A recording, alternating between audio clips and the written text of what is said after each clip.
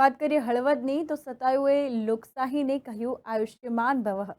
મોરબી જિલ્લાના હળવદમાં 85 વર્ષના બાએ મત આપ્યો છે। જી હા, મોરબી જિલ્લાના હળવદ તાલુકામાં વિવિધ મતદાન મથકો પર મતદારો મતદાન કરી તેમણે વિચારેલા દેશના ભવિષ્યને મજબૂત કરી રહ્યા છે। મતદાનમાં આ દિવસે સતાયુ વટાવી ચૂકેલા વૃદ્ધો પણ મતદાન મથકે આવીને તેમની ફરજ નિભાવી રહ્યા છે। સૌને મતદાન કરવાની હાકલ કરવામાં આવી રહી છે। જ્યારે મતદાનની ટકાવારીની વાત કરીએ તો સવારે 7 થી બપોરે 1 વાગ્યા સુધીમાં સરેરાશ મતદાનની ટકાવારીના આંકડા જોઈએ તો મોરબી વિધાનસભામાં 35.63% અને વાંકાનેરની વાત કરીએ તો વાંકાનેરમાં 40.34 અને ટંકારા વિધાનસભા વિસ્તારમાં 43.36% મતદાન નોંધાયું છે। આ ત્રણેય બેઠકનું થઈને મોરબી જિલ્લાનું સરેરાશ મતદાન બપોરે 1 વાગ્યા સુધીમાં 39.64% જેટલું મતદાન નોંધાયું છે। તમારા કેટલા વર્ષ થયા? 85 તો તમે અત્યારે મત દેવા આવ્યા, તમને કેવું લાગે?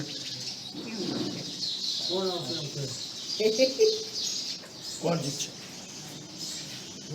ભગવાન નખા કોણ જીતશે તમે ભગવાન નથી। જય માતાજી। કેદારિયા ગામથી બોલે રાણાભાઈ પોપટભાઈ વરવા ટોટા। પૂરેપૂરું મતદાન કરવાનો આભાર આખા દેશની અંદર। તમે કેટલા વર્ષથી મતદાન કરો છો? હું તો 20 વર્ષથી મતદાન કરું, 25 વર્ષ થઈ ગયા મારા તો આ વખતે તમારો જ ગામનો ઉમેદવાર છે તો તમે શું તો। કહેશો? પૂરેપૂરું મતદાન કરાયું અને હજી પૂરેપૂરું કરાવવાનું છે અને આખા દેશમાં પૂરેપૂરું મતદાન કરજો। દેશ માટે આભાર સૌનો।